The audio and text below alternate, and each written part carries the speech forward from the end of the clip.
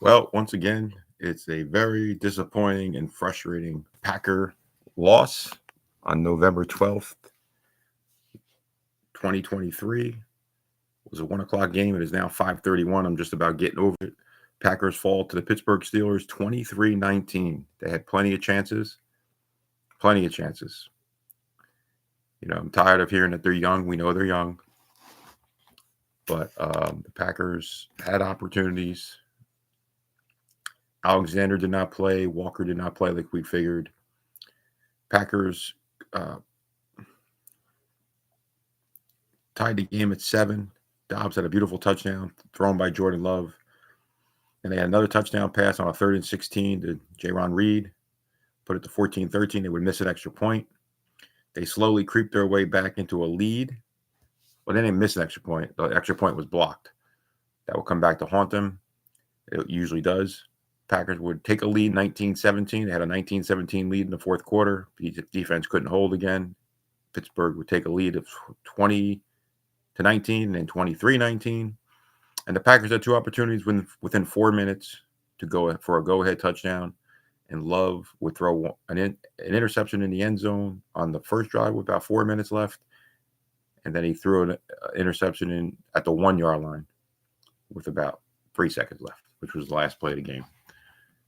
Again, they played hard, but they just can't finish. I won't even say can't. They won't finish, because they can if they do it, but they don't. They couldn't stop the run. The numbers are eluding me right now, but they close to 200 yards rushing they gave up. Harris and Warren, I believe, were their backs. They rushed for over 180 yards for sure. Packers didn't run the ball real well. Jones, there was tough sledding for their running game. Dillon had a nice 40-yard run. I don't think he got 100, and I don't think Jones got 100. And Love played, again, inconsistent at times. He looked great. Receivers looked great. Wicks had a couple nice catches. Reed had a couple nice catches. Dobbs had a nice catch. Watson, I think, only had 2 catches. But it was just, again, up and down. They make a play, then there's a penalty. They make a penalty, then they make a play. Things like that. They did have one bad call go against them, I believe, that would have really helped us out earlier on. There was a lateral. They didn't call it a lateral. It was, if they had let the play they did let the play be reviewed, but if they would have overturned it, it would probably have been a touchdown for Rashawn Gary. At one point, I think it would have made it 19-14 at the time.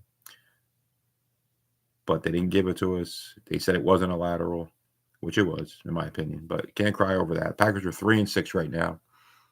Just reminding me so much of that first year with Rodgers as a starter. Moments, exciting games, close games. So far they've lost 23-19, 19-17, 17-13, 25-24. So 4 of their 6 losses have been that close. They did get handled pretty well by the Lions and handled pretty well by the Vikings. But the Packers sit here now 3-6. Got the Chargers next week at Lambeau, and then they got Thursday, Thanksgiving. And go Pack go.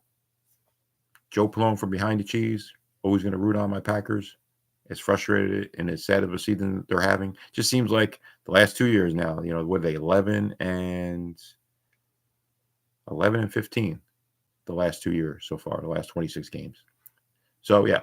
But being a Packer fan, a 51-year-old Packer fan from the 80s, knowing the 80s, knowing the 70s, early 90s, before Favre and Holmgren and Wolf and Reggie White got there. This is football. Go Pack go. I'll be rooting them on next week, as always. Just sad that, doesn't look like this is going to be the year, and you got to wait another whole year. But they are fighting, but they're just not finishing. Go Pack go. I am down to 165.6. I got on before. I don't think anybody viewed it. I said I was going to be 165.6, and what I was. So I'll see if I can get to 164, 163 before Thanksgiving and have my 4-day fest.